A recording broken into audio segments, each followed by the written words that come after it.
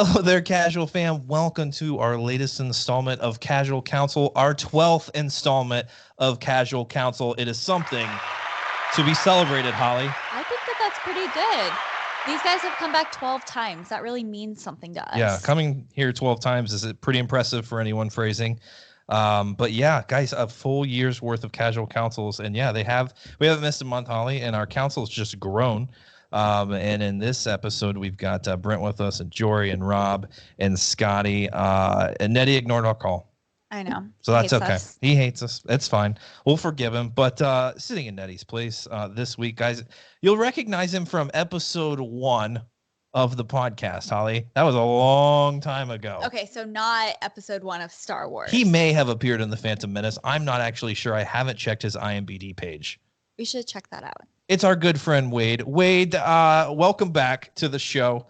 Your first Casual Council. Also, folks, Wade killing it in the Facebook group, kicking out all the bots, pulling a stone cold on people and putting them on the mat when necessary, when they're being disrespectful. Wade, our moderator, how you doing, my good friend?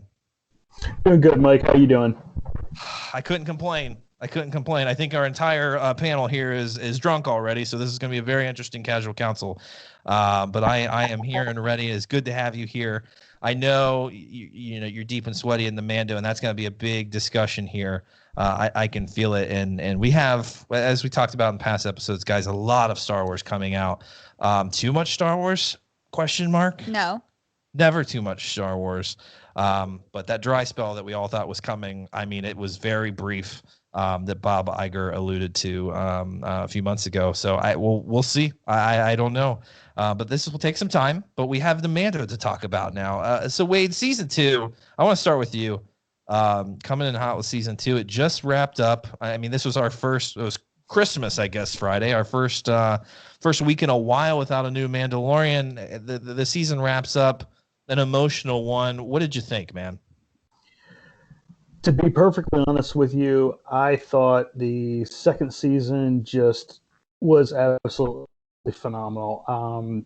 There was moment after moment where I was just completely floored with what they brought to the game, and it was just, I'm ready for season 3 already. Let's just keep this train rolling. Yeah, it's actually, I don't know if it's a little upsetting. I'm trying not to be too greedy because Star Wars fans are greedy. Every single one of our fellas here, we're all greedy. You're a Star Wars fan, you just want more and more and more, and it takes time. And Holly, I am one of those people that just wants more all the time. Mm-hmm. But it takes time to get these things done. So we were promised, I believe it was December of this coming year, we were going to get this season 3. It does look like it's being pushed back. Pulled an audible, said, "Hey, Boba Fett, we're bringing you in. Let's do a little promo for that here in the end of the Mandalorian." So it looks like we're getting the Boba Fett series probably first, I would assume. They're filming that right now, and then we're getting a 3rd season of the Mando. So we got to wait a little bit longer. But boy, that's a cliffhanger. I mean, I don't know how else to. We once again now we have no idea where we're going. Right? I mean, I don't think we're going to follow Luke and the rest of the Jedi. Maybe not now. It feels like we're going Mandalore hardcore. Wade, is that where we're going to get into the deep and sweaty of Mandalore? Yeah, I think so. I mean, it looks like we're going to end up going that route, especially when you got that whole issue with Bo-Katan and the Darksaber, and the fact that Din's now in possession of it. It's like. Yeah, it's like, where are we going to go from here? Are they going to end up having a full-on slugfest to decide who's going to get the Darksaber? But I mean, they're going to have to do something. Obviously, I mean, Din doesn't want it, but he can't just give it up to her by the rules of conduct. So who knows what we're going to see? Yeah, I feel like those rules are evolving. Each and every show that it's introduced in, and the meaning is going to change as we go on. But Scotty, you are a big fan of the Darksaber. You may be wielding one there on the shelves. I'm not sure. I do see a lightsaber of some sort back there. I don't think it's the Darksaber, but I know, my friend, this fascinates you, and just this history of the Darksaber and what does it mean now. We saw a lot of Darksaber action in this last episode, I should say. I mean, were you pleased by it? Yeah, definitely. I think it's going to be the main focus for the 3rd season. Like you guys are saying, Mandalore, and who's going to bring it back. If it's, everyone keeps saying it's dead. It's glassed over. There's nothing there.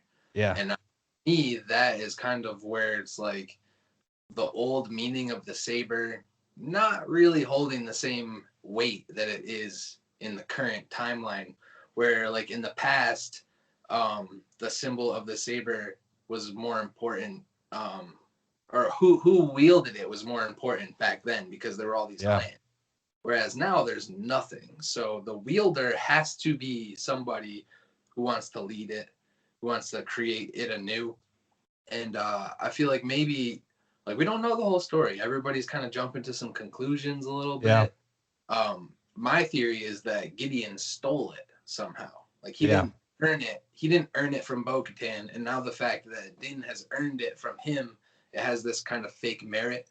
And in her eyes, it's like, even if she wins it back now, it's still fake merit. So what, does she give it back to Gideon and then fight him for it again? Like, it's complicated, but I feel like it leaves us in a good spot because that's the plot they can use in the third season. Everybody's like, what are they going to do? There's no Grogu. Like, this will be the new plot. Will be like this. Yeah, I don't trust anything Moff Gideon says. So you're right. I don't think this is some honorable fight that he won. He knows the lore, but he just wants the thing.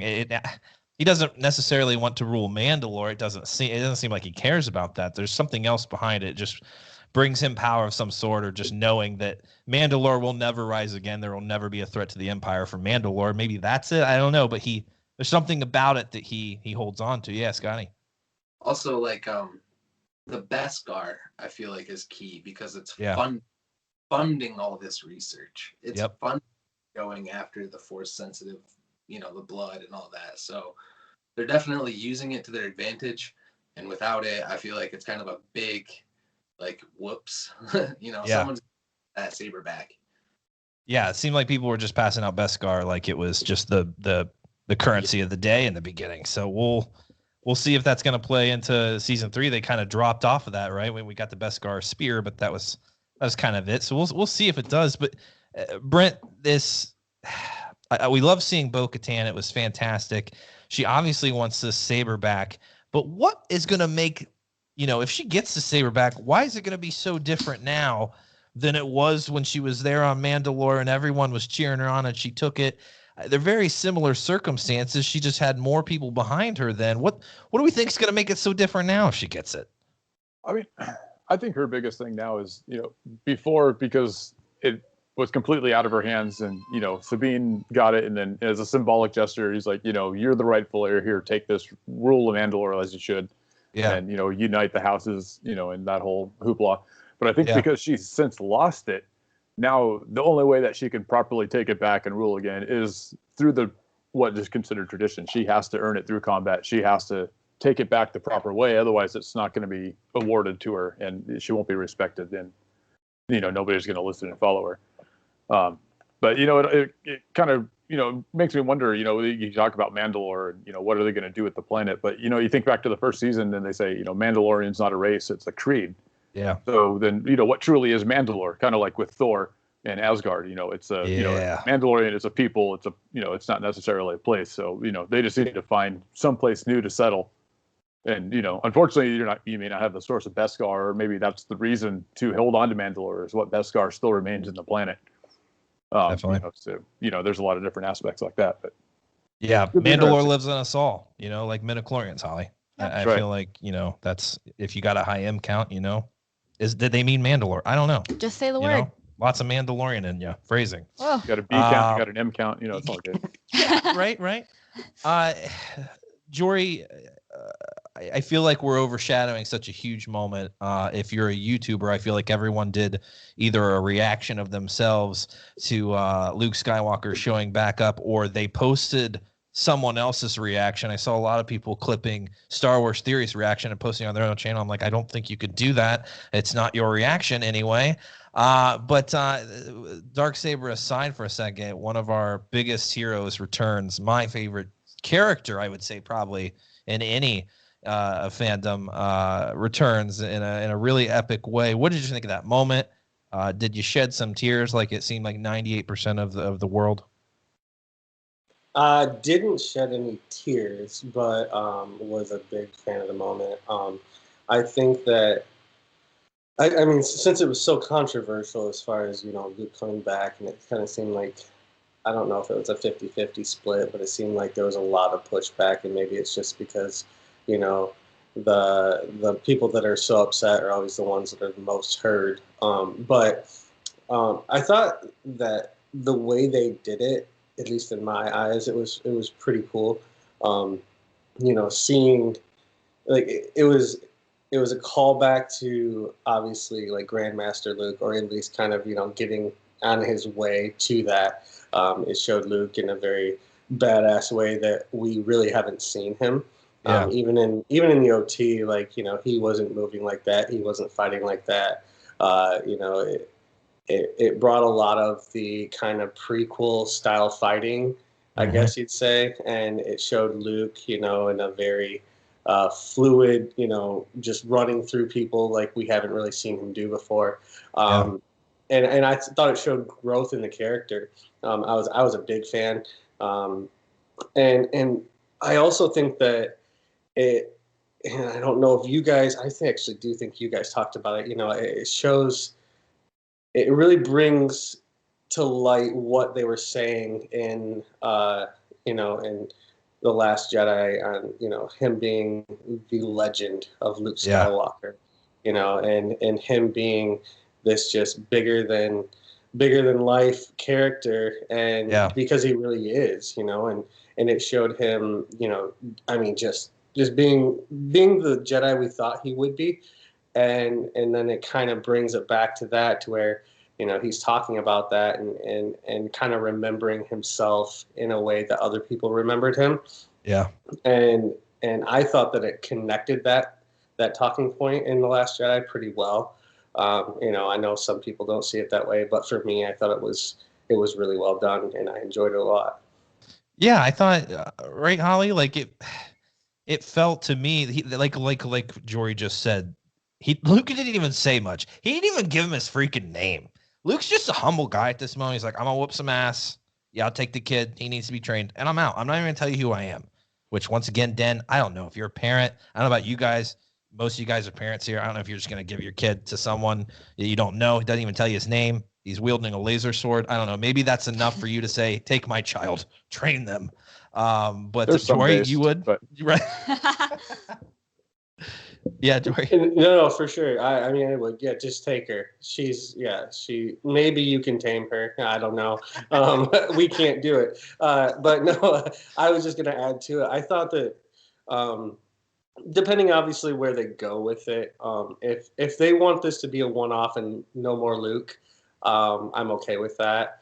With the way that they did it, kind of de-aging Mark Hamill, and I'm not exactly sure how they did everything, but I do feel like they missed the mark if they want to continue, because like it's been said a million times. I mean, you have Sebastian Stan already in Disney, and I think it'd be a perfect, if you're going to,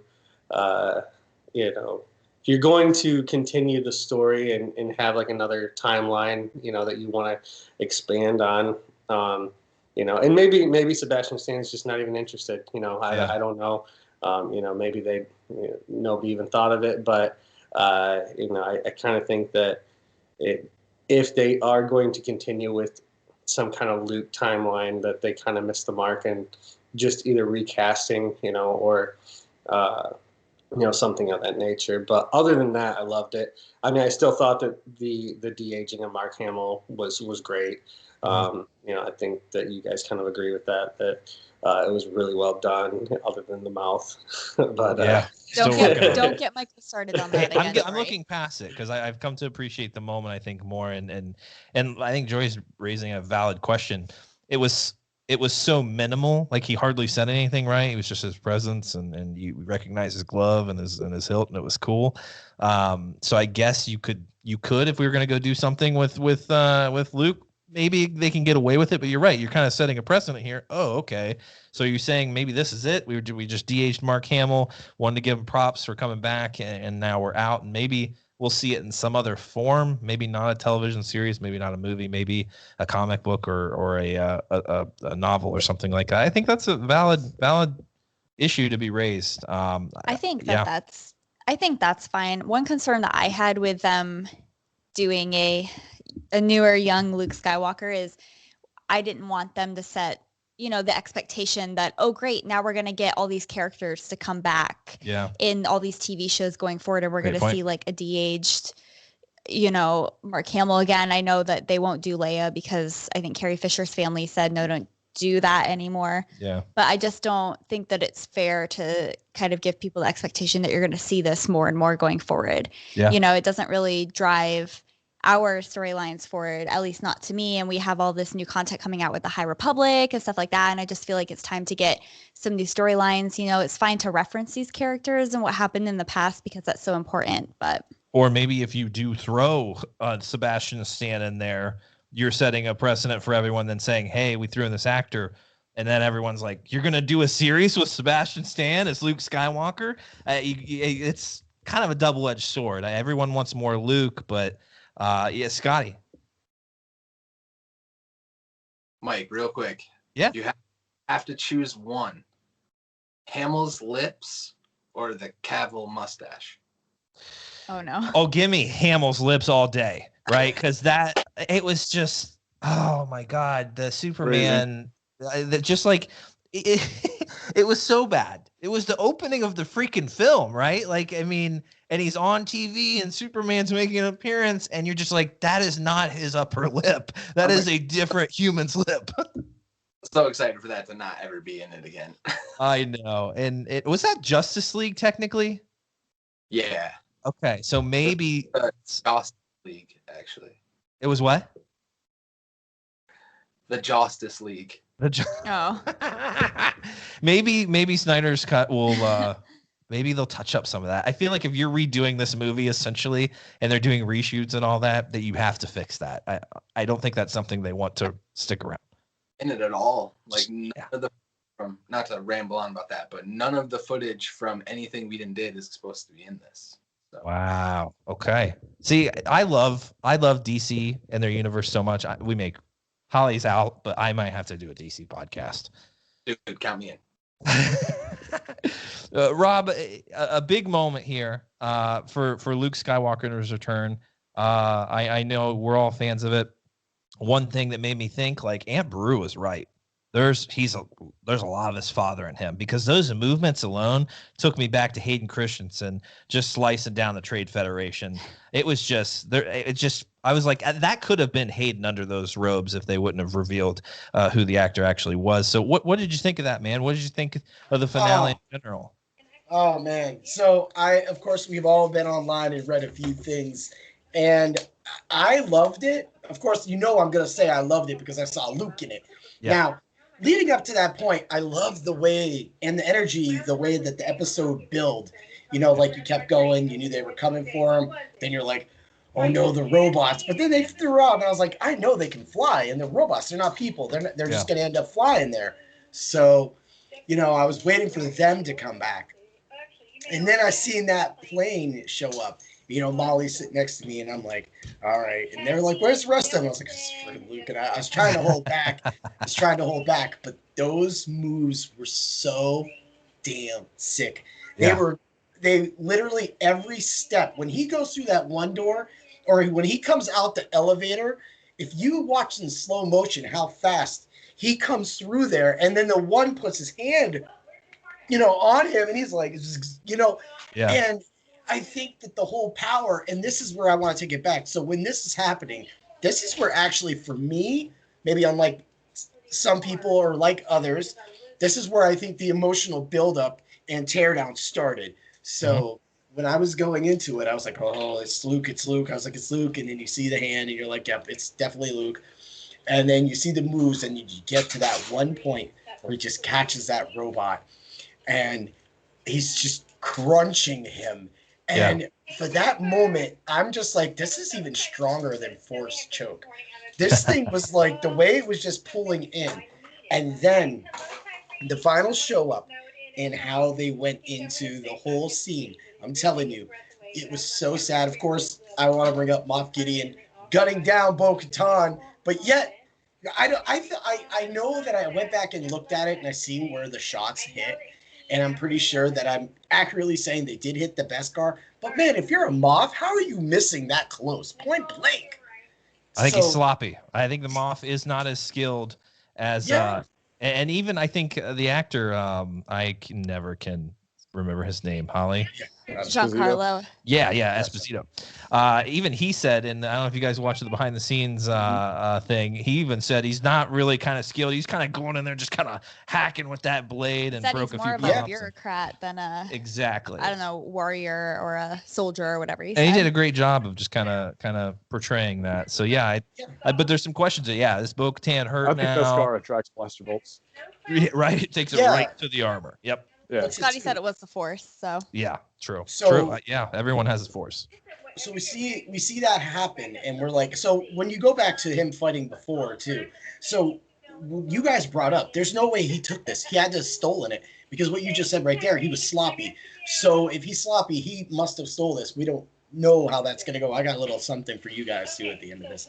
So when I got to that point where like Luke says he's not gonna go unless you tell him to, and you get to that.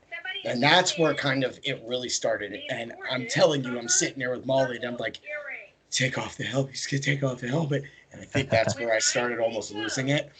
And then, like, I had these wells of tears ready to stay. He took that mask off. I don't care what anybody said online. I'm going to tell you right now, this is how you bring the pain. When he took that mask off, I brought the tears. That's right. The tears. Because, like, it's the whole workup. And it even before the hand touching Grogu's hand touching Din's face, I was already in tears because I have a daughter. I have that attachment, like most of us with children and everything. You have that attachment with something like a dog, a cat, anything. Like you have that touch. You have those moments. That moment was really strong. It hit me hard, and I did cry. I cried. I'm sorry. Like I may be hardcore, but in the end, I'm still a soft dude. And that really worked it for me. And that's what I think made that episode so great. And going forward, here's my thing to all of you.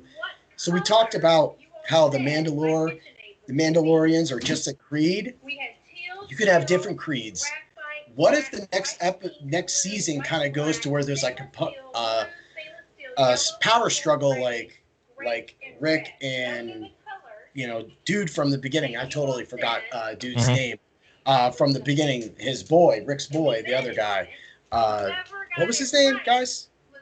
I don't know. Heavy Mando? The big guy? No, Walking Dead. What? Who? So Rick's original partner from the beginning of Series 1, they had a power struggle. So I think might happen is like Bo-Katan and the Mandalorian might just start doing different raids here and there. Maybe not. I could be wrong, but I'm thinking, what if they rolled it kind of like that to where there's this power struggle where she's wanting him to become more, but because of how secluded he is at times, he's not ever going to become more because he doesn't really care. He's a different breed is kind of what I'm getting at. But I think it would be nice to see that power struggle, but I don't know if that would play off well to fans either. Just my opinion.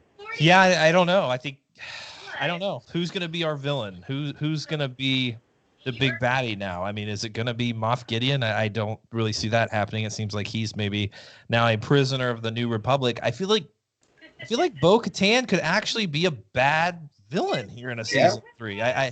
Wade, do you have any idea of where we're going now after this? I mean, yeah, there's the question of the Darksaber, but like, are we going to be introduced to more villains? Like, what's going to happen here?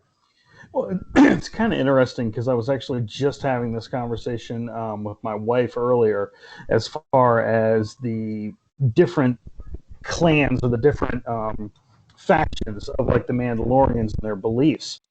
It was something I had read online with saying that Din being a member of the Children of the Watch, they are foundlings that were rescued by the Death Watch clan.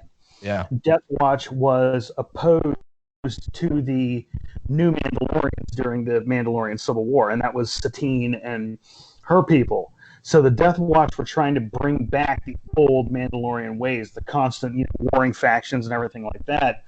Whereas Satine and her people wanted that more peaceful, pacifistic existence. Yeah. If you remember back, if I'm correct on this, I think I'm right, Bo-Katan was a member of Death Watch at one point. Because she was the one who helped Vizsla get back in to Mandalore, which then resulted in Maul taking over Death Watch from him. She saw the error of her ways, went back, basically flipped sides, and she's now more adhering to the more, I don't want to say more peaceful, but not the constant, warrior culture that it was before. So, yeah, I think you're going to see not necessarily a power struggle, but a conflict of ideals between her and Din, because we've already seen that in the episode where she was first brought in this season.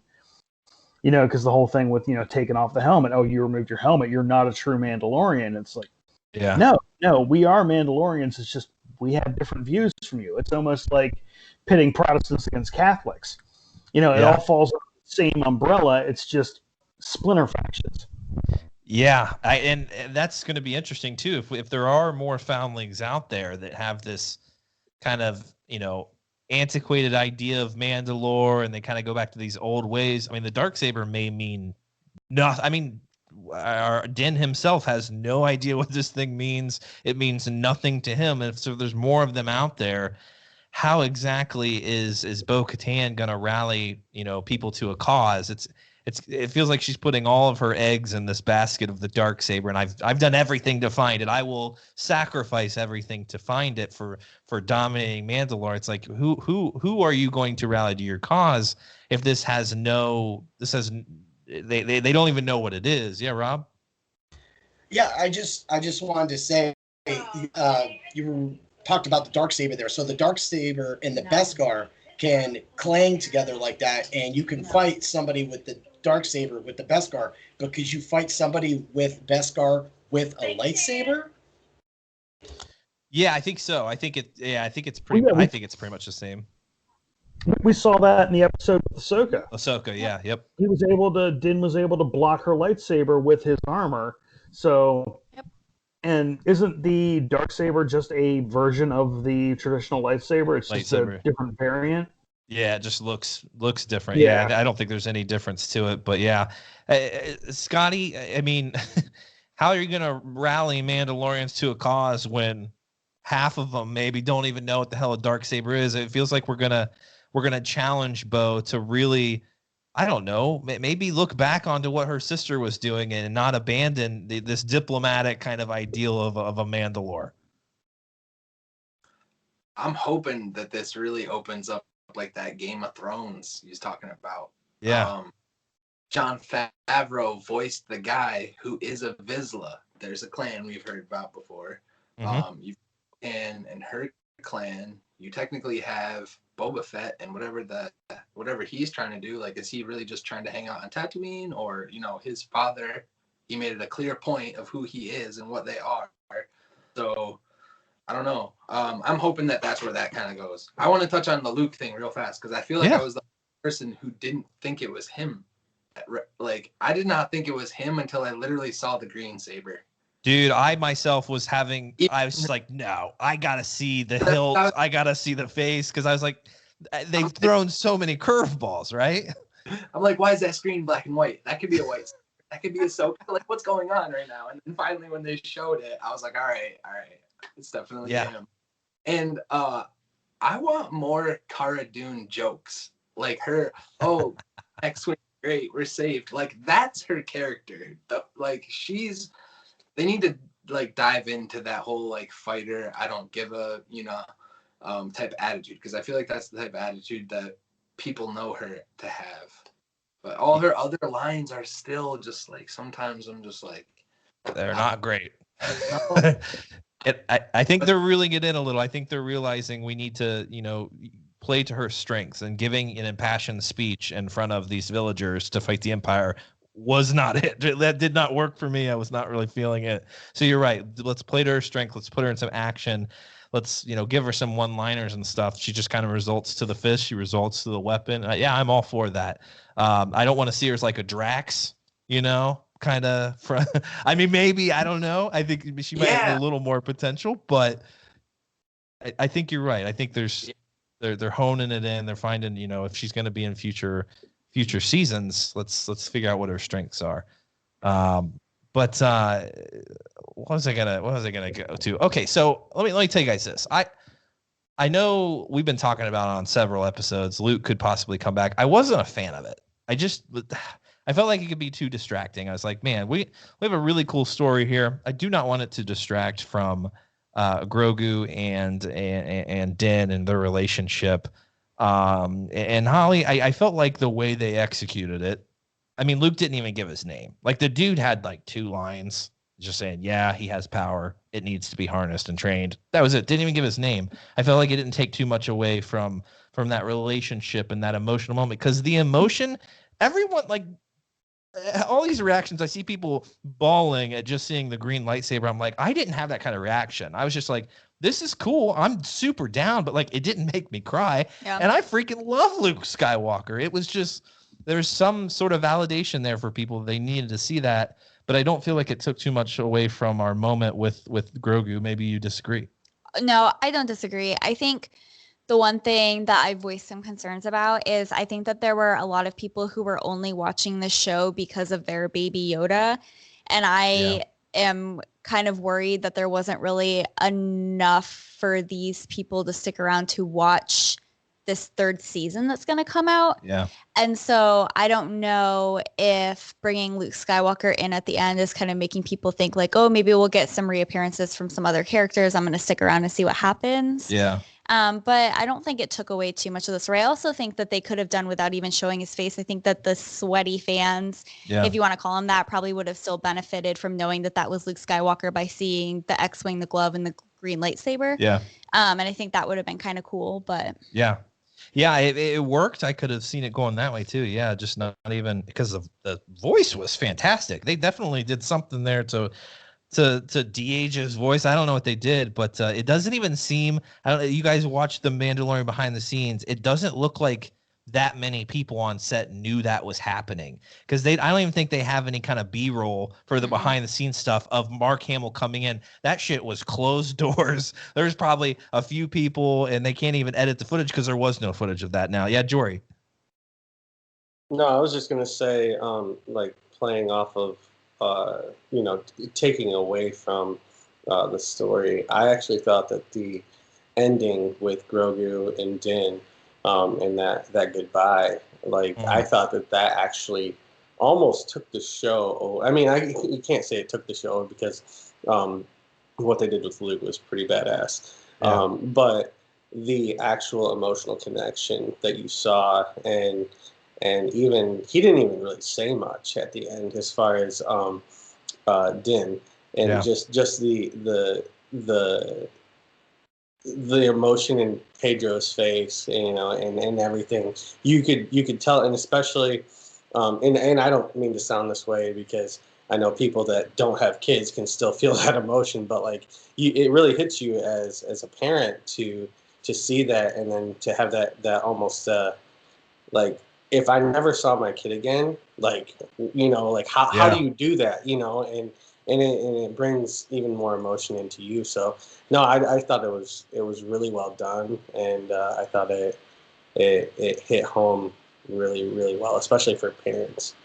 Yeah, there was a nice echo to Luke and his father, Shmi from Shmi and Anakin. There was so much that they were just alluding to in that moment, and you're right, Jory. Just like having that face-to-face contact with a baby, a child, is so important for them to learn those mannerisms and just like who you are. I mean, he obviously has an attachment with the Mando now, but like, he needed that. He needed that final, this is your face. You're my person. Like, I will come back, and maybe he'll be some full-fledged Jedi when we see him again. Well, I mean, he promised. that would be cool. He promised him that he would see him again. That's right. That feels like a promise to the fans that you're going to see Grogu at some point.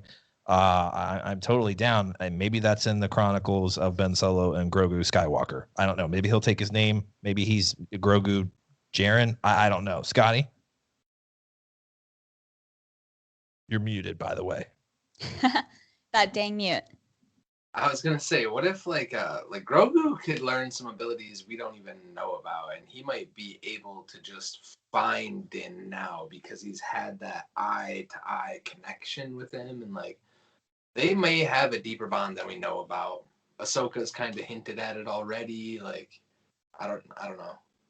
There's gonna be abilities that we've never seen. That's kind of. What if Din is kind of force sensitive, kind of in the way Han Solo was, and like I talked to you about Star Wars Galaxies, not everybody in that game at first could become a Jedi. It was a rating that kind of you had to, when you did your force check, me and my brother-in-law, I was 2 steps ahead of him in the force check because for some reason at that point in the game, the way you put your stats in allowed you to become a Jedi or become closer to becoming a Jedi. I know this makes no sense, but maybe it's like that. Maybe it's like Luke could sense the Force in Din, but in so could Ahsoka. But that's why they said, I wanted to say this too. I wanted to allude this too. In the end, why he could give Grogu up is because I think to a Mandalorian, completing their mission is the number one objective. Yeah, he stuck to his word, right? Like he said he's going to do it, and he repeated that several times throughout the season. Like I said, I'm going to do this. We're going to get it done, and he did. He lived up to it. He didn't realize he was going to form such connections. It was going to make it so difficult. It wasn't just a job to him, but he did accomplish it.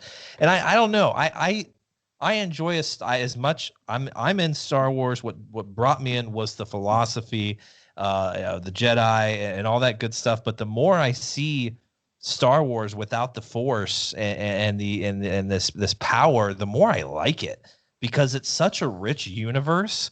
It's bigger than the Force. It's bigger than Force wielders. I thought Rogue One was a fantastic example of that. Yeah, you're gonna see the little moments with Vader, and that was epic. It didn't make the movie for me. It was awesome. It tied into Episode 4. It didn't make the movie.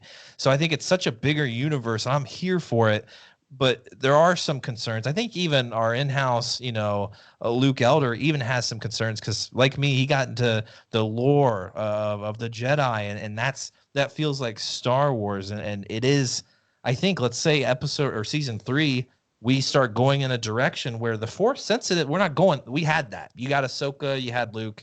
Now we're moving towards a more a Mandalorian creed. What does that mean? Let's really delve into that more of what this culture is. Brent, is that something that's gonna? I know you're gonna watch it because you're a diehard, but is that something that could dissuade people who Star Wars to them is laser swords and lifting rocks? Is that something that maybe is going to turn some fans off that were here for it? It's entirely possible. I mean, I think, especially with the Baby Yoda factor, that's going to be a tough one to, what do you really replace that with? Because, as Jory was saying, as a parent, that moment was just, it hits all the right spots. I mean, it's like you just gave away your daughter at her marriage, at her wedding, and your son went off to college all in the same day. I mean, from a parent's point of view, I mean, that's basically what happened. Yeah. And he's only known him for like, maybe a year at this point in time. And, he's got that sort of a bond. So, I mean, that emotional attachment it's going to be a tough one to follow. So, I think it's going to change path, quite a bit with just the overall feel of the show. And, I mean, unless he's going to go find another kid randomly or whatever and replace him. It's just, that seems a little, what are you doing that for? And I think, with everything else that's coming out, we're only going to have to hold over for a year or two. We're going to get Kenobi, so we'll get the Force stuff back here before too long. Yeah. So I think, that aspect of it, it's going to hold people over. We're going to get the badass Boba, then we're going to get the badass Mando, and then we're going to get our Force stuff with Kenobi, and that'll finish up. And then by that point in time, we'll get Cassian Andor, and and then everything else is going to be coming into line. We'll have Ahsoka back. Yeah. And then we'll be in season 5 of the Mando and whatever's going on with that, and maybe but then Grogu's back. It's really tough to tell, but the way that they brought in Luke, I thought it was pretty bitchin'. Yeah. Just to say, I was hoping they would, just for craziness sake, that they wouldn't go with Luke. But when you think about Jedis that at this point in time, you have Luke, you have Ahsoka, which we were introduced to. You have Cal, which, unless you're playing video games, you don't know who he is. And we don't also, until we get Fallen Order 2, we don't know who the outcome of the story. Yeah, absolutely. Mm-hmm. And Great then point. you have Ezra, who, I mean, yeah, he escaped with Thrawn in the Star Destroyer, but then again, at the same time, he was alone and he escaped with Thrawn in the Star Destroyer that was fully occupied with stormtroopers. So, more than likely, he's been captured since he went to hyperspace with the whales. Absolutely. And, and then you start thinking about, you get into the EU, because they've obviously shown that they like to pull from the EU, and you think about what Thrawn was doing in his original series in Heir to the Empire back in 30 years ago, where it takes place about 10 years after, A New Hope, and he's in charge of protecting a secret research facility in the middle of nowhere, which they already blew up Scarif, so they need to have a new secret research facility. Yep. And there was cloning involved, and now there's cloning involved. So, it makes there's a lot of things that you can pull back into, and you just replaced all the original trilogy characters. So you don't have to bring back Mara Jade, which would, just send people all sort of in an uproar. Because if you don't do it the same way that they want to see it done, it's not going to work. Yeah. But then you replace it all with the Rebels characters. So Ahsoka takes the place of Mara Jade. She helps Ezra, and who's being cloned and stuff like that. And you can tie a lot of stuff in right there. And just basically take the entire story, import it over, and there's a lot of things you can do with that. So it's kind of interesting. And honestly, that whole announcement from Disney that we got a couple weeks ago I've been waiting for since 1983. That's good. For ILM, Lucas, anybody to go, yeah, we're going to have Star Wars for the next 25 years, and it's going to be coming every 2 months. I'm like, cool, bring it on. I'm done.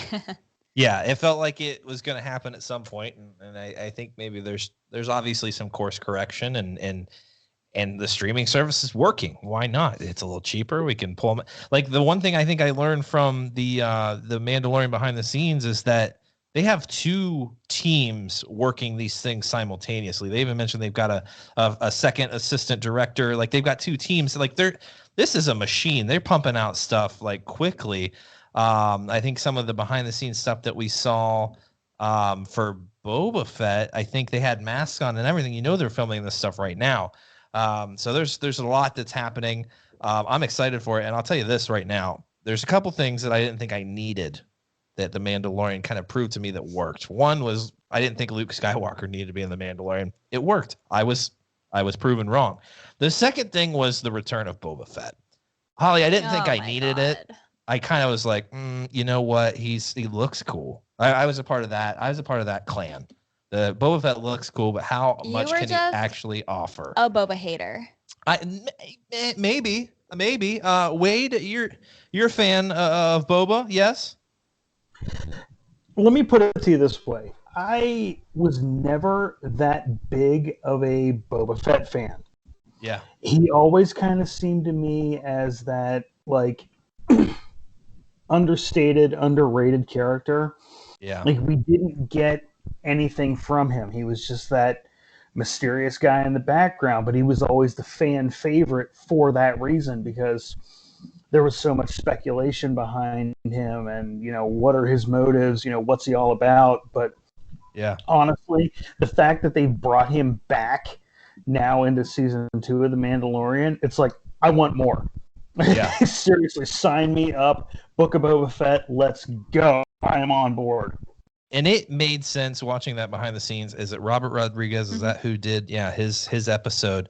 He said the only thing I'm trying to accomplish is that Boba Fett is back. Put an exclamation mark on it. That was his point of coming in, and I adored the fact that he went home and filmed his kids and the scene. That shows dedication to wanting it to be right.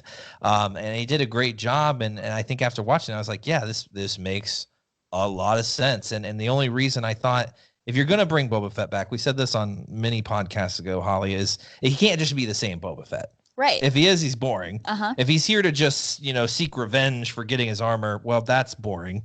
I have a spiteful, Boba Fett is nothing new. We saw that in the Clone Wars, and that was fine. But he's got to be different. He needs to be a changed man. And boy, that's what we got. This evolution of Boba Fett. We're seeing what seemed to be a hero. This didn't just seem like hey, you saved my life. He seems to actually do the right thing now when it needs to be done. But then he shows up at Bib Fortuna's palace. Oh yeah. And sits on the throne. Looks like he's maybe power hungry. So maybe we were kind of misled, and we're going to get a little darker Boba. It's all relative. Scotty. I think we're definitely getting that. We're getting that anti-hero angle. Yeah. It's like he's kind of walking his own path. He's doing his own thing. Yep. And he's not necessarily bound by anyone's rules. I think, and I think we're going the way we saw Din in the beginning of The Mandalorian, the first season. This is going to be the feel of Boba Fett, the book of Boba Fett. It's going to be, I think it's going to be even a little darker. Him and Finnick are going to have to, I don't know if they're just to clean up Tatooine, or I don't know what other revenge he needs at this point, but maybe Mace Windu will be in the book of Boba Fett. I'm just saying that would be a weird twist. I think that something that The Mandalorian this season did really well was that, in the original trilogy and the prequels, we get a lot of black and white. We get a lot of good guys, bad guys. And I think season 2 of The Mandalorian is kind of showing you that gray area where it's like, they're not bad guys. Maybe they're not good guys, or just people trying to make their way in the galaxy. A simple man. Yeah. But I like that angle, because it's kind of like, you want to like him, you want to hate him. You're not really sure how you feel. You like him sometimes, you hate him sometimes. That's relatable. Yeah.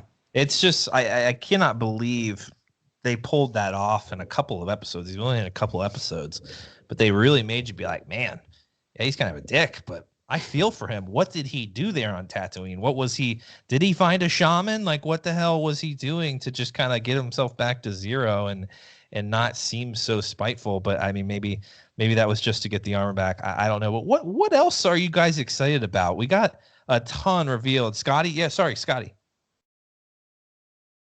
No, two things real quick. Talk back about, you were saying how they're churning out shows and stuff. And I don't know. Yeah. I watched the entire Investor Day thing. Yeah. So 10 Star Wars shows, 10 Pixar, 10 Marvel. They built 4 of those volumes. So the ones in the behind the scenes, there's going to be 4 of them out there now. So if you have a movie that wants to be made or a show, you better start scheduling your time now. That's going to pick up fast. Yeah. The Boba Fett thing, I thought it was amazing how they, he brought his native dance style into the fighting. So now we know for a fact that anyone who's Clan Boba going down the line, that you're going to be trained, and that will be a form they fight in. I loved that. Yeah. Yeah, that behind the scenes was a game changer. I want more. I don't think we're getting more, but I love that stuff. And it's amazing how much, I mean, everyone's giving so much credit to Jon Favreau and Dave Filoni, and they should. I mean, they're the creators of this, but the amount of influence that each director and even each leading actor is having on this show, it's just kind of organically happening episode by episode. I don't know if I've ever seen anything like that, and I get it, I'm biased, it's a Star Wars, but I could not believe, Robert Rodriguez was like, I shot this scene in my, my backyard, and they're like, this is awesome. You're using action figures to this is amazing. You had your sons, and you could see the vision there, and it all came kind of, it just became something beautiful, and the amount of influence they have is crazy. It's not even just that, but it's the people who are working the sets and creating the designs and the costumes. They all get an input, and they all get heard. And there's a lot of influence from stuff that George Lucas did back in the 70s and the 80s that they're pulling into these stories now, that I think, it's phenomenal that these set designers are like, hey, but look at this. Yeah. And it's just it's insane how much Ralph McQuarrie and his concept art has defined Star Wars since the beginning and continues to this day. It just feels like there's unlimited potential to tap into, and to the spiders and that ice planet, that was his original concept, but it was on Dagobah, and they're just that looks like an ice spider, let's put it on this planet, and it worked. It's just insane stuff. But so we got 10 Star Wars projects at this point. Who knows, there could be more. We never know. But I want to go around the horn and see what you guys are excited most for. Is it the Boba Fett show? Is it the Acolyte? Is it the Rogue Squadron movie? Is it the Rangers? Wade, let's start with you. I want to see what you're most excited about in the next 10 years of Star Wars. Number one thing that I'm actually most excited for is, and this is probably going to come as no shock to anybody else, it's actually the Obi-Wan series. Let's go. Give me more Kenobi. Absolutely. Yeah. He's always been my favorite Jedi, one of my favorite characters out of the entire franchise. Absolutely. Definitely excited for Kenobi. Excited for the Book of Boba Fett. I want to know more about the Acolyte, because the only time we've ever heard that particular phrase, acolyte, is in reference to the Acolytes of the Beyond from the Aftermath series. Yep. So are we going to get something from more of a Sith angle? And I know Brent's got my back on this one. That could be absolutely exciting to see things, more on the dark side of things as opposed to constantly just staying on the light. It looks like Scotty's agreeing with me on this one. So I think a lot of us are on board for that. Yeah, just there's an appeal where you're talking kind of a thriller kind of. Did they say, was that the one that they said was going to kind of be like a little bit like horror-esque? You're kind of getting that vibe, kind of more like a thriller kind of thing, I think. But yeah, the dark side isn't in big time Star Wars. Isn't we don't delve into it too much. So you're right. Like, let's see the foundations. We all know the Legends backstory and the Rule of Two and stuff, but like, there's more going on there. Are we really going to get a fleshed out, version of Darth Plagueis that's going to be canonized? I don't know. I freaking love the Darth Plagueis book. I think that's cool. That happens so close though to the Phantom Menace. So like, Plagueis's death happens essentially right before the Phantom Menace, if not during the Phantom Menace. So maybe even before all of that. They talk about it a little bit in the Rise of Skywalker novelization too. They bring Palpatine is talking about Plagueis and how he feels about what Plagueis was doing, and I don't know, it was very interesting to read. Oh, a little plug, Holly. I know, a little plug. I mean, that's going to be the next book club book. Very excited about that one. But Scotty, we're going around the horn. The next few years of Star Wars, what are you most excited for? Well, I was going to say, come to me last. We're coming to you last, Brent. What are you looking forward to most? I mean, Obi-Wan, a big favorite, but what are you wanting? I mean, well, aside from everything, I mean, the Acolyte, I'm extremely interested in. I mean, they said it's going to be 50 years, the end of the High Republic, which takes place between 100 to 50 years before New Hope. So that's the Plagueis into Palpatine timeline. Yeah. And that whole training aspect, maybe a little bit of Tenebis if you start, if it follows the Plagueis book and you actually stick with his old master and they bring that back in, then, you get that whole setup. And honestly, there was I don't remember what it was called, but there was a Legends book that I was reading where it was based on the Sith. It was 10,000 years back in the day, like old school Sith, but it was basically like reading a horror novel, and just set in the Star Wars universe. And if they can pull that off, I'm totally down, because I mean, instead of Freddy coming after you with the chainsaw, you just got a lightsaber instead. So it totally works. I mean, how can you go wrong? Absolutely. I love that. I told Michael from the very beginning, I was like, when do we do a true crime mashup with Star Wars? And then he was like, it's kind of like they are giving you a little bit of what you asked for. I'm the way I was reading a little bit of the who wrote the Plagueis book, big time Star Wars author. Why am I forgetting? Luceno? Yes, James Luceno. Yep. The way he just wrote, just the way, and I'm thinking of, this is a spoiler for anyone who hasn't read the book.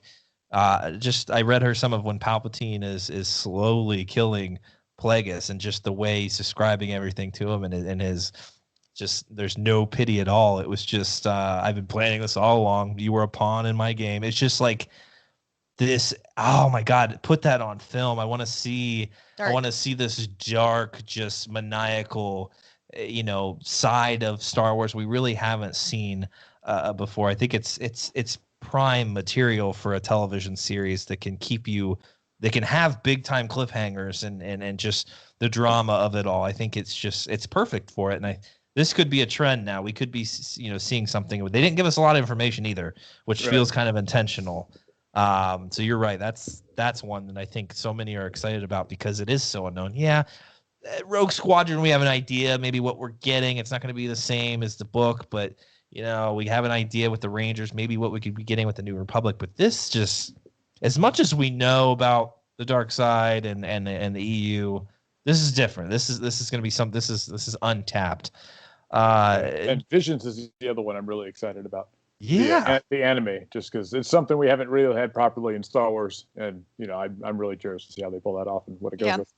Some of these short Star Wars stories are the most effective because they're poignant and it's just like, there's the point. And that's why I like the comics so much, because they get to the point and it's a great form of storytelling. So I think this could be winning over a lot of anime fans, hopefully, and bringing them into Star Wars. But Jory, how about you, man?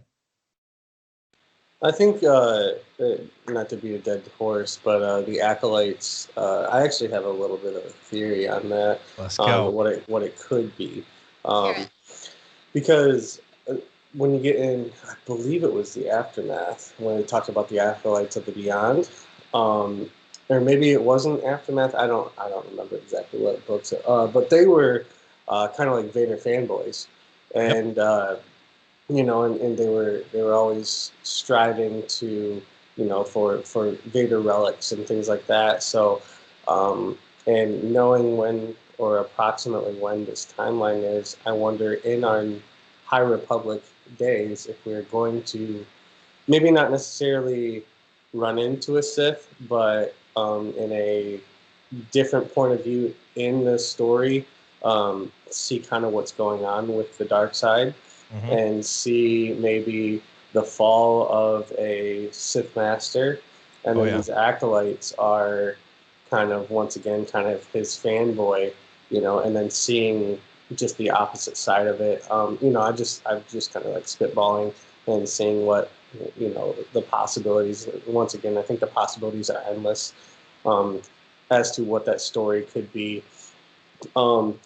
And I just thought that was pretty cool. I also thought that there was another one. What was the other?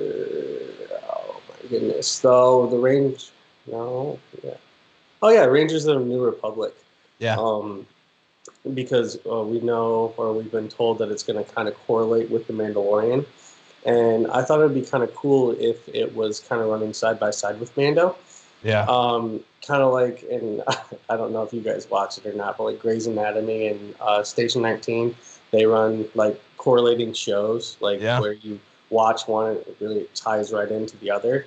I thought it'd be kind of cool if they did something like that with Star Wars, where you maybe you have to watch. You don't have to, but it really helps with the overarching story if you watch, this week's episode of Rangers and then you watch this week's episode of Mando afterwards. Just to kind of like if you don't watch it, there's still this storyline that you get, but it enhances the overall story. It makes everything kind of bigger in a kind of a longer. We get a little bit more content if we want to watch both shows at the same time. Just kind of thought that would be pretty cool if it does do something like that. Yeah, absolutely. I there's so much untapped potential with the New Republic too, right? Like it was what a poor introduction to the New Republic in The Force Awakens. I get it wasn't the whole, point of the movie, but it's just like, oh, there's this Republic and now it's gone. Okay, well, they just all of it's gone and we have no idea what they were doing. Okay, so it'll be nice to see, and we've gotten little, tidbits of it. We've seen that in Resistance. We've seen the New Republic kind of elsewhere in Star Wars, but not really properly fleshed out. So I'm here for that as well, because that needs to be explained. We need a little more. It could be a little, political. It could be a little edgy like that, but it feels like we're probably going to get more, those heroes out there in the X-wings, which could make for some awesome combat. I'm totally down for that. Fighting the New Republic or fighting the First Order. I'm super down for that. It sounds like they have their hands full. It doesn't seem like it was such a easy, acquisition of power. And I like what you're saying about the Acolyte with these, maybe these Acolytes, they are these kind of relic collectors. There's a book. Yeah, it's probably for a little younger audience, but The Force Collector that I just recently finished. I freaking loved that book. There wasn't a ton of twists and turns, but man, just I think you guys should pick it up. Just the idea, this kid, he's Force sensitive, but he knows that, he's not meant to be a Jedi. He's meant to be kind of this librarian of the Jedi and to preserve history. And it was such a flippin' fantastic story. Sometimes you're not always going to be the hero. And I freaking loved that. He knew what his role was going to be, and this is how he was going to just, do the right thing for the galaxy. It was such a cool story. And so I could see the opposite of that with these Acolytes, and how are they preserving Sith history? Where are they conjuring up some dark magic? Like, could we even tap into the Night Sisters? Like, that'd be kind of some cool stuff. Holly, I'm into that. Why didn't we get a Night Sisters show? God, That makes me mad now Let's that I think pitch about it. it. How in the hell are you not Fallen having a Order Night Sister show? I don't Did I know. just rip my Fallen cable out of Order my 2. headphones? Oh, sorry. That's what it Go ahead, is. Rob. It's Fallen Order Part 2, man. Fallen Yeah. Order Part 2. That's where you're gonna get your Night Sister story. So this is what they're gonna do. They're gonna tag all of us into all these other shows in this movie. Of course, that we'll get to in a second. But they're gonna tag you into that, and then this will give them a little bit more time to maybe work them in. I mean, of course, they've worked them into other stories, but I think that ultimately that may be one of the most unexplained things in the canon Star Wars, because you didn't get a lot in EU as well, and you're not getting a lot right now. But with that game, you're getting a lot into their ways. Like Marin really, really, really broke it down on how their whole civilization lived, and going back to Mother Talus, going back, and just you learned a lot of that from Clone Wars. Now you're learning about it there, but you're not learning about that. But I'm gonna throw in, we all need to really give ourselves a pat on the back. We were Always. so close on how this Mandalorian season was gonna pull out. Yep, everybody Phrasing. self high five. We were so close. I think I think if we go back, I think I said Ahsoka 6. She came in 5. Like there were so many. Like all of our minds together made this, and this again why Flying Casual is so amazing, because we have so many people that have different angles, different minds, different books read, and that we're able to put some things together and do that. And I think that when Brent was talking about the EU, it goes back to how I replaced Abeloth with, Emperor Palpatine, and then where do we go from there? And I think that Disney is creating their future, as we have all talked about on this show constantly.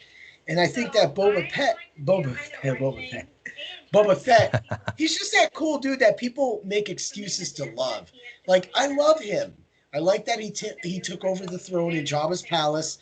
I think he deserves it. But I think that going forward, that's where all that might go with the book. Maybe the book is during his time up to this point, so we don't know. But I just want to go off of my shows. Visions, I'm very curious about that, because when I Visions, the first thing I think of is, Force Ghosts and things like that. Maybe Visions is just like a Force Ghost show where they all have coffee around a table and they just talk about like how all the alive Jedi and Sith are mucking stuff up. And it's like, but the most thing I'm so happy to see is Rogue Squadron. Yeah. If one of the coolest, one of the my top 5 video games of the Star Wars galaxies was Rogue Squadron Part 2, because it took place, the story that is, took place from the end of Death Star 1 to the end of Death Star 2. And that, all the Battle of Hoth, when you constantly get the Hoth battle brought into this, going through that story. So for me, I want to know when this movie's going to take place. I haven't really did much research into it, but I don't think that this movie can take place around the Mandalorian timeline, because I don't know how much of the Rogue Squadron was left after that.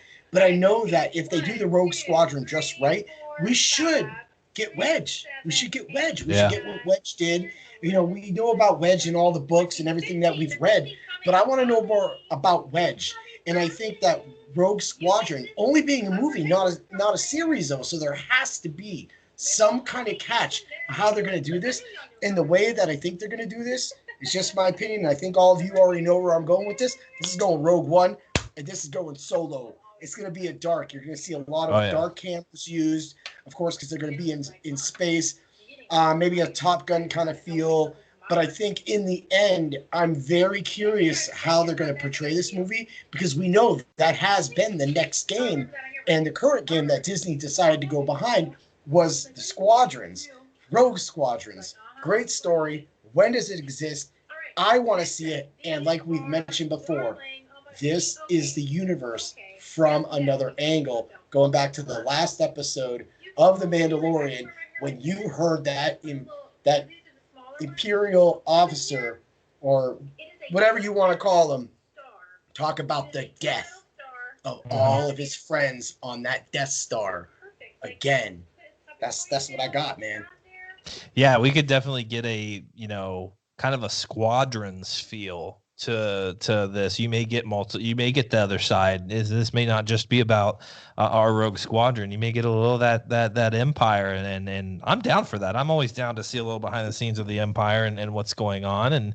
And yeah, I think that was something we didn't really even appreciate too much in our review of the season finale, was that opening scene with those two pilots and just how, different these pilots were. Like, they're in such a different headspace. One's just like, I'll leave on a dime. The other one's like, I will die with the Empire. That's in the same cockpit. That's crazy. But what's also is interesting, Holly, we just watched Wonder Woman 1984. We did. Patty Jenkins' most recent release. Gonna be interesting to see how people No spoilers. How are expecting. No spoilers for sure. I enjoyed it. Holly, not so much. Divided house. So we'll see, how excited people are when this comes Can out. I ask, is it because of the villain? No, I don't think so. I think it's just some of it could be. I don't know. I don't like is she's out kind of throwing the production company under the bus right now. I really didn't like that. Own your film. This was your film. This wasn't, someone else. I hate when they do that. Well, they wanted me to do this. It's like, no, it was yours. You were the director. Holly, what are you looking forward to most? Is it Boba Fett? No. I don't know. I actually don't feel like I have processed any of the titles. I know we've talked about it a lot, but I don't really feel like I've sat down and thought about it, because I feel like we've had a lot going on just with our podcast here with finishing The Mandalorian and doing the books and deciding those. So I don't know. I think The Acolyte, just because I think, like everyone else will say, like Jory said, I feel like I'm being a dead horse now, but I just I like those darker films and TV shows, and I kind of like that sketchy feel, and I think that they have the opportunity to do that just based on the little that we know. But I also like what Rob was saying about, maybe the Squadrons movie is going to have that Top Gun feel, but have those darker scenes in them with the way that it's filmed, because like he said, we're in outer space and it's a little bit grittier, and I don't know, I think we know Patty Jenkins' style and she's doing this, so I think that it will have a really good fast pace. I like that. I like it when things are really fast, so I think that I've definitely, you confirmed that this weekend, though. We're supposed to have a Star Wars saga marathon. Holly was so down. She's like, I don't ever really get to sit down and watch the prequels, so I'm excited to start there. Fantastic. We get through Phantom Menace, and then I think we're probably a few minutes into Attack of the Clones, and I just see Holly losing interest. There's phone use, and I'm just like, should we just turn it off? So it's difficult keeping Holly around for a marathon, but you're right. Yeah, I'll say this. I'm not a big movie person, which I know we have 9 Star Wars movies. Yeah. So I don't really get super excited about the movies. So I am interested to see what these series are going to look like as they come out on Disney Plus. You're just excited there's Star Wars television now, pretty much is what you're saying. Like, give me 20 minutes. My attention's there all 20 minutes, and then I'm off doing something else. I'm painting, I'm saving the world, whatever you're doing. Sure. Now, I will say the other thing about the Acolytes, I'll be the single hero on this podcast. That's fine. That's fine. We can have a whole panel of villains. That's fine. I'll just hold the light. You guys can go the dark side. Oh, you want the Bad Batch? No one said anything about Bad Batch. Not very excited about the Bad Batch. I mean, it looks Michael's cool. all about the capes. He's looking forward to Lando. Absolutely. No one said anything about that either. See, I think it'll be cool. I'm gonna watch it, obviously, but I'm just, that and the Bad Batch. I don't know if we needed a Bad Batch. They were cool. I thought they served their purpose. It'll be interesting to see how some clones survive the purge, and what are they forced to do in killing their brothers. I think that could be interesting. I would have preferred to see that kind of with our other heroes like Rex and them, and maybe we will at some point, but I didn't really need to see that from the Bad Batch. I'm not really attached to them too much. Did I say the Bad Batch? The Bad Batch. The Bad Batch. So the other thing about the Acolytes, though, that I'm excited about is it's great to blow up Star Wars and let's learn new stuff. I like the dark side because you can focus on a couple characters. That's why I liked Bane's books so much, and the Rule of Two, and you're focusing on a couple characters, in this big galaxy, but there's so much potential to develop a character. And so if we are going to follow some, I mean, they may not be Sith, but I feel like you're probably not out there just letting it be known that you're, finding Sith relics and you're, praising the dark side. That doesn't seem like people are just out there doing that openly. So I'm down if we're just focusing on a few people in this galaxy and really getting to know them and to develop some characters, because sometimes you try to pack too much stuff in. And that was one of the big problems with the sequels. It's just you try to pack so much stuff and introduce so many people into a limited amount of time. The dark side tends to be able to focus on characters and really develop them out, and especially in a television series. TV shows. Yeah. Freaking Grey's Anatomy and shit. I mean, now I know what Jory's watching when he's not watching Disney Plus. So maybe we need to have a freaking, a Grey's Anatomy, podcast. Watch or a podcast. I'm down. What are they on, season 20, Jory? Yeah, I think it's like 17 or 18. I don't know. That's My wife got me hooked into it, and yeah, that's a whole other conversation. We actually just talked about it. I'm like, all these shows I watch are because of you. You don't watch any of my shows. I just watch all your shows. And then I get hooked, and then they become, it's whatever.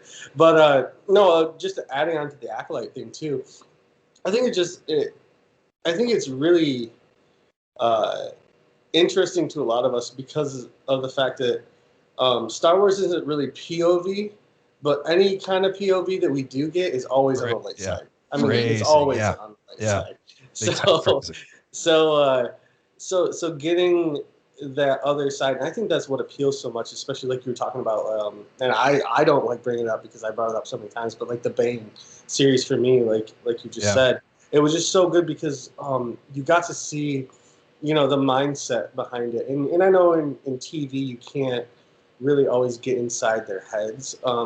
But you do get a general idea and sense of what they want and how how they're thinking, and we just don't have a lot of that in Star Wars. So the Acolyte, I think, just appeals to a lot of us because of the fact that it's almost a mystery.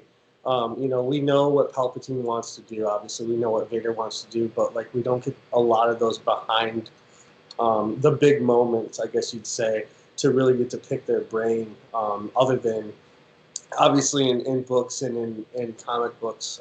But getting that on TV would be pretty cool for us. Yeah, they're out there. Holly, they're guarding Vader's castle, pretty much, weren't they? Or they were guarding the tomb with the web of Ashbog? Oh yeah. Boy, need to read that comic. You need to read that comic again. Need to get caught up on the latest release of Darth Vader. But yeah, it's super appealing to us. Scotty, have you got your definite lists ready? Yeah. Going last might be a mistake. Try and touch on what everybody just said too. But can I just say one thing? Just one thing. Wait, hold sands through the It was Jory's POV reference. We understood the phrasing reference there. I'm just kidding, Jory. What were you saying, Scotty? Okay. It's Rob. Whatever. So Jory mentioned how like shows could do the Grey's Anatomy interplay. I feel like it's kind of gonna do that, but because they're not gonna film and release them simultaneously, it'll be like Andor leading into the Rangers, if that picks up as soon as the Death starts. Like Andor is going to lead up into Rogue One, and then the Death Star explosion happens, and then the Rangers of the New Republic happens. I feel like that's kind of maybe where they'll go with that. I think Visions will be probably the most slept on. I feel like a lot of slept on Galaxy, or those cartoon Galaxy of Adventures or whatever, where they did the movie scenes. Those were really well done. And this is in an anime style. I don't know if you guys have seen Castlevania, or the new one I just saw was Blood of the Gods. It's like a Thor anime, but both very good, gory, but definitely not kid friendly. And then the Acolyte's definitely my top one because of the era that it's in. It's supposed to take place between like the new Focus, the High Republic, and right before the prequels. I don't know if you guys own the Book of the Sith. but there is a whole chapter on Mother Talzin and the Night Sisters. She's wicked old. She could definitely come up in that show. These are emerging dark side powers. Let's go. On purpose. So the High Republic is like the era of the light side, light side, light side. We all know there's balance there. And then I have a theory about Acolytes of the Beyond too. That's all Aftermath. They've pulled from there. The biggest thing with those guys through me reading the trilogy is they're literally saying that they're trying to return lightsabers to their masters in death. So like they're finding like, why are they doing that? Like, what is the purpose there? So I feel like maybe they could touch on some of that. And then that brings me to like this, like the helmet of Momin pops up in all of the comics. Palpatine was told by the helmet to show it to Vader. If he never did that, we never get Vader's castle. It's all in the comic. And then I'm seeing all the images of these High Republic Jedi, right? And they're all lined up, the colors of their sabers, everything. And then I have like this Twilight Zone, like, this comic. So, and I don't know if you guys will be able to see it per se, but there's 2 pages I want to show you. There's 2 Jedi right here. Yep. They find Momin, kill him. You know, the helmet is there. And it ends with just this. Yeah. Creepy. So was that like, I'm not saying it was a High Republic Jedi that found Momin, but, you know, this helmet is still around. It's being passed. Like, you put this thing on, it possesses you. You become Momin. So is he still out there during that? Like, is this his birth? You know, Lady Shah is the other Sith in it. We don't know anything about her. I just really hope that because Charles Soule wrote this comic, he's right of the Jedi. He's kicking this whole thing off. They have more stuff planned than we know. Like, all of these shows are going to connect. Everything's going to expand. Like, I know you guys aren't not necessarily like the Force and everything, but man, we're going to get it. We're going to get it. I'm down.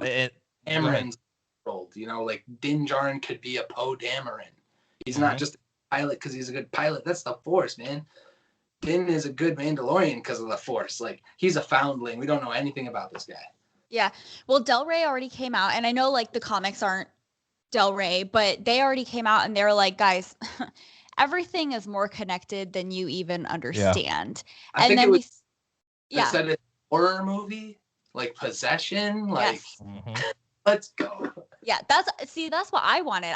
I love that like creepy, dark, like my skin crawls, but like you're not really sure why. And I think that we're going to get that. But yeah, I mean, we've been hearing that everything is all coming full circle and we're going to really understand things and they're filling in the gaps. And I think that's what fans have been asking for. And I think that's a really great way to get new people who got pulled in because of the Mandalorian really kind of go back and watch the Clone Wars. I know we Skyped with my grandma last night and my aunt, and they both were like, well, we just finished The Mandalorian, loved it. Now we're going to go back and watch Clone Wars. And so, Scotty, you said something. You brought up kind of like maybe Disney will set it up in a way that we have all these TV shows coming out. You go from one to another and the timeline kind of makes more sense. Because I think something that Disney has, or I guess Lucasfilm, Star Wars does, is they kind of throw you all this content and you're like, I don't know where I am. I don't know when I am. And that's very confusing. Oh, absolutely. And I would love to have it be a little bit more user friendly when you're watching through it, especially since they have this Disney Plus platform. I think it's going to make a lot more sense. Yeah, you just have to pull up a timeline whenever you're talking about Star Wars. I just feel like we shouldn't have to do that all the time. Like a handy dandy go-to card. Yeah, wait. But Disney has it all laid out now. You can go into either Marvel or Disney or whatever. And it's like, just watch it in chronological order and everything's like laid out for you properly now. It's so nice. Wait, they have that on Disney Plus? Yeah, with the Marvel. They haven't done it to where I don't think you can go into Clone Wars and it's like laid out the proper way yet. You still have to go to the internet for it. But at least within the movies, everything's like laid out and it's like, I mean, Star Wars is easy to figure out, but Marvel is like a big old mess. And that one's just like, here, let's watch it in order the way it should be chronologically. So yeah, wait. Nice. No, I was going to say, Holly said she was definitely into the darker, the creepier side of things or whatever. a little bit of a plug as far as Legends material goes. You need to pick up the books Red Harvest and Death Troopers. Yeah. Oh my God, amazing reads. It's like zombie apocalypse meets Star Wars. Yeah. Just Red Harvest. That was the one I was looking for earlier. Thank you, Wade. Yeah. Yep. You're welcome. I saw everyone get really excited when Wade said both of those titles. Yeah. Here's your Rick and Shane. Here's your Rick and Shane for the next season. Yeah. That was Shane. It was Shane for next season. Yo, I don't think any of us realized you were making a Walking Dead reference, Rob. I saw that. I was like, we should have known. I was trying to push it. Okay, so here you go. Like saying, what if you go to watch the book of Boba Fett and it starts out and it goes like sands through the hourglass. Stop it. These are the days on Tatooine. No, I actually want them to open up the show with what I wanted to see if we were going to get a Boba Fett show, and that was just the one hand, coming out of the pit. Like, I think that would be awesome. Like, I would love to see they have to do some flashbacks now to kind of explain what happened. Scotty? The one hand out of the pit is definitely better than the Sarlacc at the end of the New Year's party, because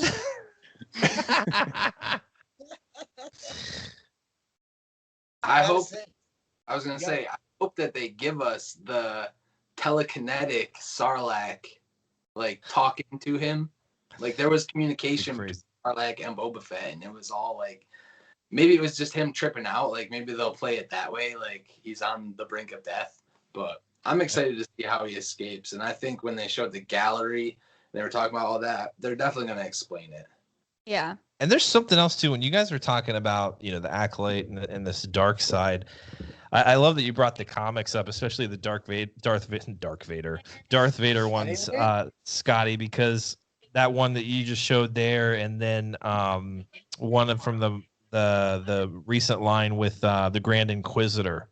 I think that actually might have been the main line. That might have been the main line with Luke. There's a lot of cool dark side stuff that doesn't make a lick of sense, and you're like, how is the Grand Inquisitor kind of like, he's in this like purgatory, it seems like, of hell, where he's on fire, and it's just there's a lot of dark side experience there that we haven't really explained, and I think that's proper for television, that we could really delve into it and kind of flesh that stuff out some more. So I'm absolutely here for it. What else? I forgot also, Scotty, I'm glad you brought up Andor, because I'm super excited for Andor. I can't believe I forgot that. That I think is one of the things that I'm most excited for, because I love Cassian. I love Diego Luna, and I didn't at first. And that's what tells me sometimes you need to sit with these things for a while. And I think through more Star Wars experience, you grow to appreciate characters more over time. And that's why I can't wait, for years down the line. There's going to be a lot of people that hates the sequels and then maybe grow to appreciate them, because they were likely probably a lot of the same people that didn't appreciate the prequels. And now we're kind of, they're acquiring a good taste now in our mouths, because there's a lot of good reference material there, and age as well. But I'm excited for Andor. I can't believe I forgot about that one. That's a spy thriller that I'm super pumped for. I want kind of a Bourne identity, maybe a little darker. He's going to have to assassinate some people. I'm just down for that. He wakes up, he knows 25 languages and can't remember how.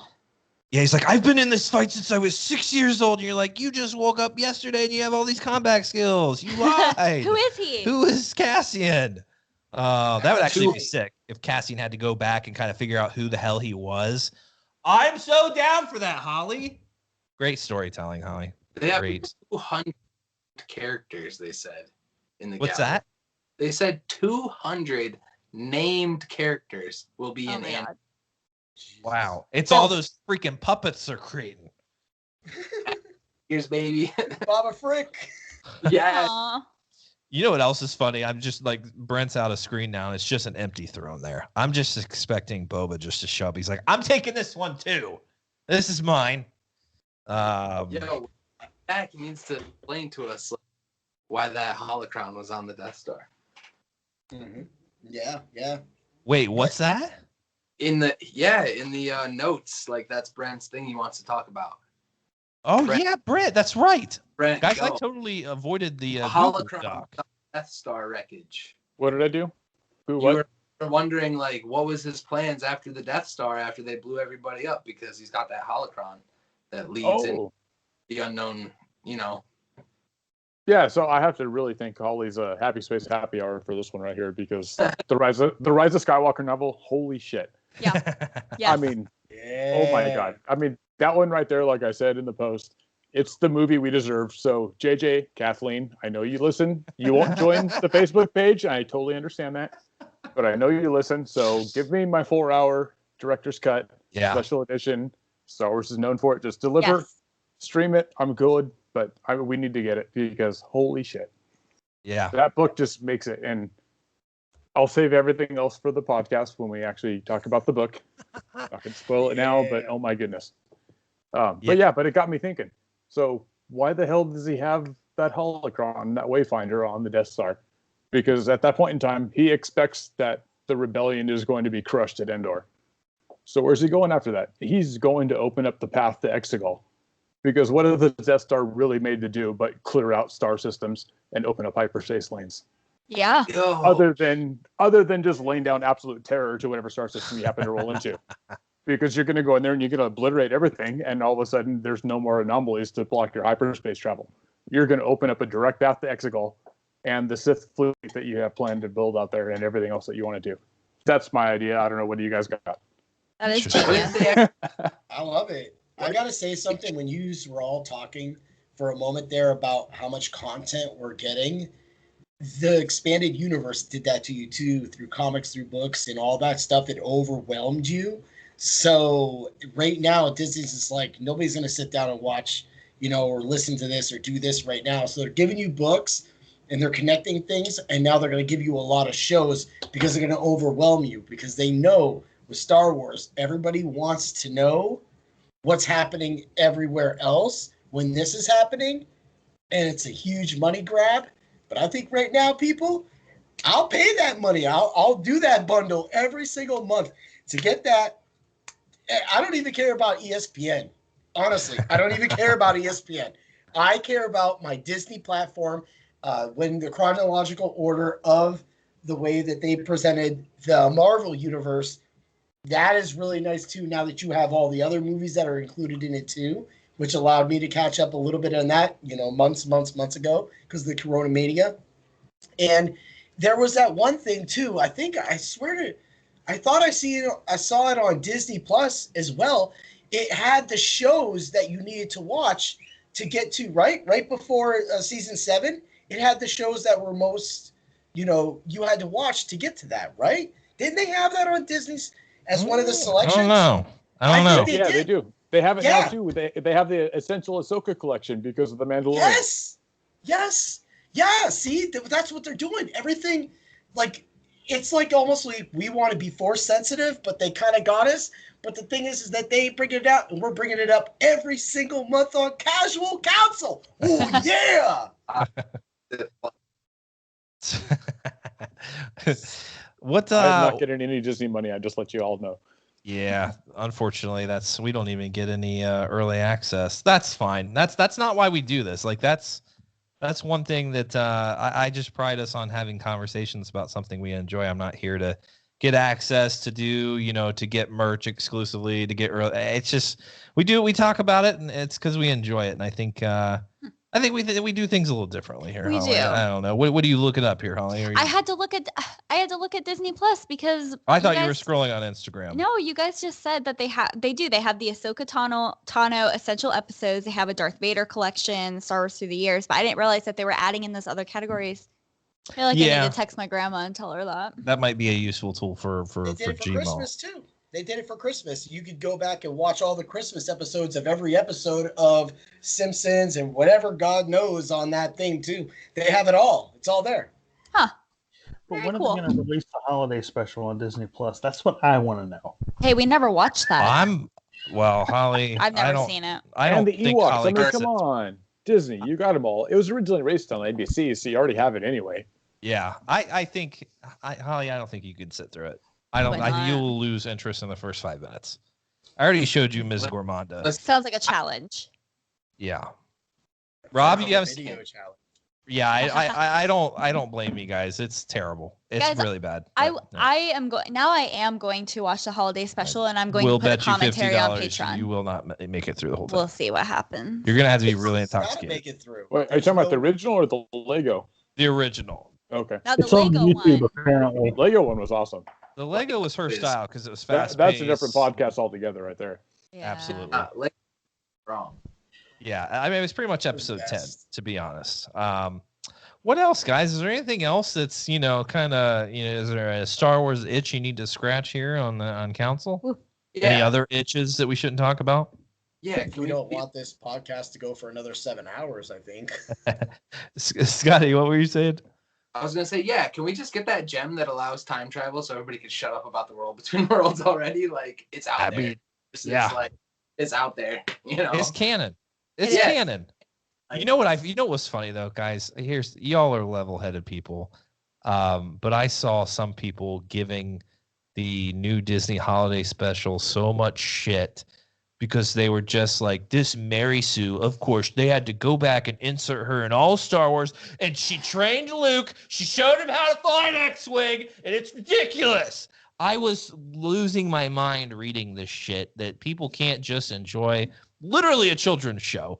That's, this is all fiction. I think someone needs to explain to fanboys that this is fucking fiction and it's not actually real life. And they were mad that she went throughout time and changed things, but got a little heated there. But it was a fun movie, I thought. Michael heated the F-bomb on a casual council? Hey, that was only one, so YouTube allows that. Recorded.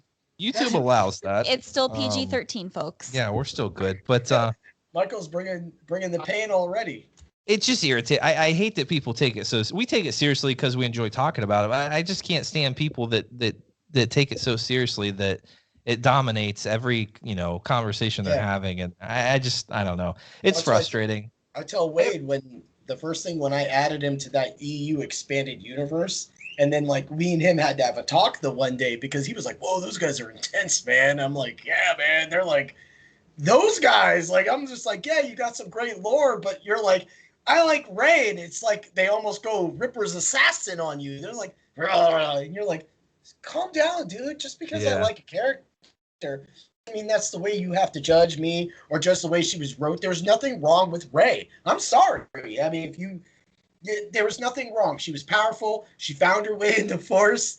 I don't want to use any cheesy little things, but I think it really set up what's going to go forward in the future and how she's going to be probably the next Obi-Wan going forward into whatever they create going forward. Whatever Cal, Siri, Grogu, if they make their own Star Killer, whatever it is, she's part of it. I'm down. Bring back Daisy. Let's do it. Let's stop the hate. Love all the content, because the more content there is to explore and to know about this galaxy is what makes us come back for more. Always intriguing. I agree. Rob, just wait until Ahsoka is the one that teaches Rey how to make a yellow lightsaber. Just wait, bro. People are gonna literally are not ready for what they're about to do in Star Wars. They're just not. Like, there's a lot of people out there that just got to get over things. I agree. Like, I appreciate the passion, but like next movie episode, learn more, care more. Like, Definitely. Do we all agree then that the finale of Mandalorian season 2 isn't, telling us that they're decanonizing the sequel trilogy? Do we all agree that? Yeah. I thought that was kind of a silly thing. And if you want to compare it to the end of Rogue One and to that, I'm sorry. Yeah, he slaughtered some people. Luke slaughtered some robots, but Luke used about 200 more moves than Vader. Yeah, and in fact, he didn't kill anybody. They were robots. So, but that goes back to that legend, and it's amazing. It's like what stories will Din and company tell of that day? The Jedi who has no name, who's just out there gallivanting in the galaxy, saving people. Got on the field with a laser sword and took on the entire Imperial army. Right? I freaking love it. Like, it's just great. What stories they'll tell. I'm excited for it and I'm here for it. So anything else, guys? Any Jory had something. Oh, just one last thing. I was just going to play off what Scotty was saying. He said that Ahsoka teaching Rey how to create a yellow lightsaber, but better yet, Ahsoka teaching Luke how to build a lightsaber, because it kind of is starting to fall right into that timeline now, where he is looking to build his green lightsaber between ROT and he goes away. We don't really know exactly how he gains this knowledge to create a new lightsaber, but there is a Jedi or former Jedi out in the world or out in the galaxy somewhere that he could find to help create his Isn't new that lightsaber. The Vader comic?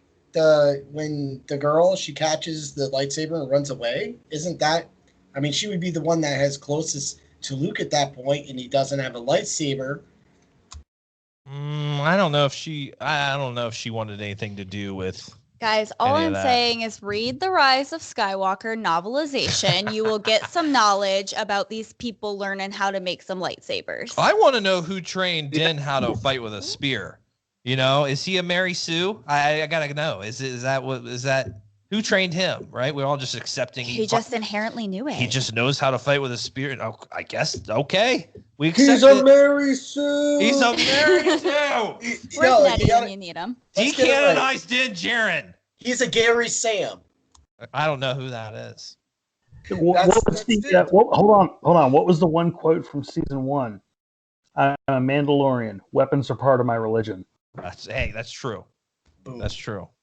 He's like, I'm Din Mary Sue Djarin. How are you doing? I'm kidding. That's what I was I trying to go at that with no Mary Sue. Let's call him a Gary Sam. I just get a kick out of the crap I've been reading since the season finale of The Mandalorian dropped. It's just a lot of, I don't know, guys. It feels like we're never going to move on from any of this, no matter how good content is. It's always going to be a discussion, unfortunately, and I don't know when it's going to change. Scotty, we're gonna get the Ahsoka meeting Luke. I think we're gonna get that, and I think like a lot of people need closure on Ahsoka knowing what happened to Anakin. Like, I'm ready for that. I feel like this show is really gonna build to that if they're connecting the two or connecting everything. And I forgot what the other thing I was gonna say, but Dave Filoni's character 100% is gonna meet Ahsoka Tano. Like, he's going to do that. Like, it's just gonna happen too. That would be cool. That would be cool. And now that we know that Hayden Christensen's coming back in the Obi-Wan series, I mean, it makes it seem like maybe a discussion between her and Ahsoka, or him and Ahsoka, could actually happen. I think that would be super cool. I know that was something Nettie was hitting on many months ago, because we need that closure between those two. We need him to tell her, hey, I was wrong. Like, I'm sorry. I think we're gonna get that. That would be pretty powerful. So Hayden's back, confirmed. Excited for that as well. But well, guys, that was a lot. We got off on Brent. Yeah. I think Rob had one other thing too, but I'll just leave here with this from a certain point of view, because that's what Star Wars is known for. That's so if you think about it from a certain point of view, they always said that Snoke was the one that turned Ben to the dark side. Mm-hmm. But they wanted to use Baby Yoda's blood to make Snoke. And now Baby Yoda is in the care of Luke and has 4 years potentially hang out with Ben Solo before Luke even builds the Jedi Temple. Mm-hmm. Oh. So from a certain point of view, Baby Yoda turns Ben to the dark side. Stop God, it. that would be amazing. Yep. Just he gets Favorite yellow child. eyes. Just Favorite child. And It always happens. Happy New Year. that would be weird. Casual family. A dark side Grogu. Can you imagine? He just turns on all the fans. We thought we knew you, Grogu. We thought we loved you. Now you die in that fiery, temple. But yeah, who knows? What's that, Scotty? You don't just know how to choke people, right? That's true. That's that dark side. Yeah, seriously. He's dealing with a lot. Lots kind of. Lots of fear. They said, Yeah. Din said it. He said, we'll see each other again. When? He promised. I don't know. I don't think it's going to be anytime soon. I think this is going to be a while from now. It could be at the end of season 4 or something of the Mandalorian if we go that long. Or I feel it like could be it's never. Yeah, no, Another it could be empty never. promise. That wouldn't be the first. It wouldn't. It wouldn't be the first. R.I.P. Everyone in Star Wars. I feel like everyone's made a promise they couldn't keep. Yeah. Especially those dads. All right. R.I.P. What's that? Rip to all the stormtroopers this past season. God, man, everyone that didn't get to go return home. All those stormtroopers. How many you got to pour out for them? A lot, because I mean they've always been expendable, but man, we're brutally slaying them now. This isn't just a blaster fire. This is their skulls are getting smashed by sticks. Like it's pretty brutal. But I'm here for it. That's why Phasma made her armor out of a Nubian starfighter. Right? Yeah, she's like, won't be me. I won't see the same fate.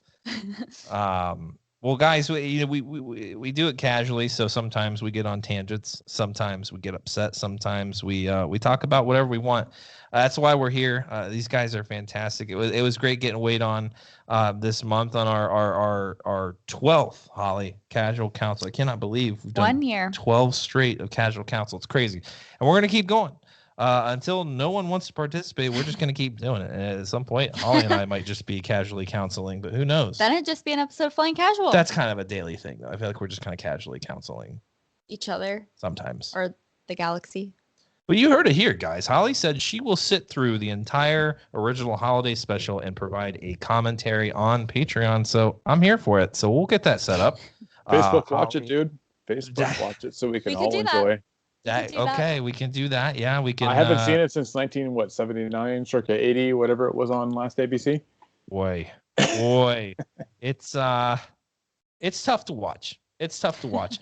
Yeah. So, but we do, family. We also have an upcoming Bake Off, which still waiting for some submissions for quite a few people. Going to have a talk with the family here in a second after we get off air. But expect a Bake Off soon in the Facebook group. We're gonna do some fun stuff here. I'm already dusting off my baking skills, Holly.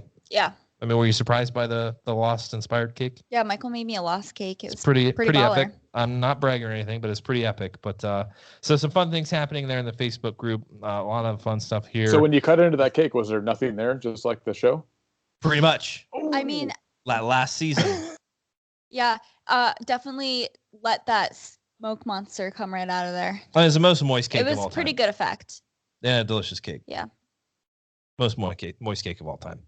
But guys, that will do it for us here on the council. I appreciate all these guys showing up. Holly, thanks for playing along with us. And guys, we'll be back. We'll be doing another podcast. I've got to edit a book club. I've got to edit this guy. We've got another podcast to do. A lot of content coming your way. So look forward to that. And we're gonna keep doing it casually here on the council. For Brent, Jory, Rob, and Wade and Scotty. Nettie, thanks for not answering the call. But guys, we'll see you next time. Stay sweaty, and may the force be with you all.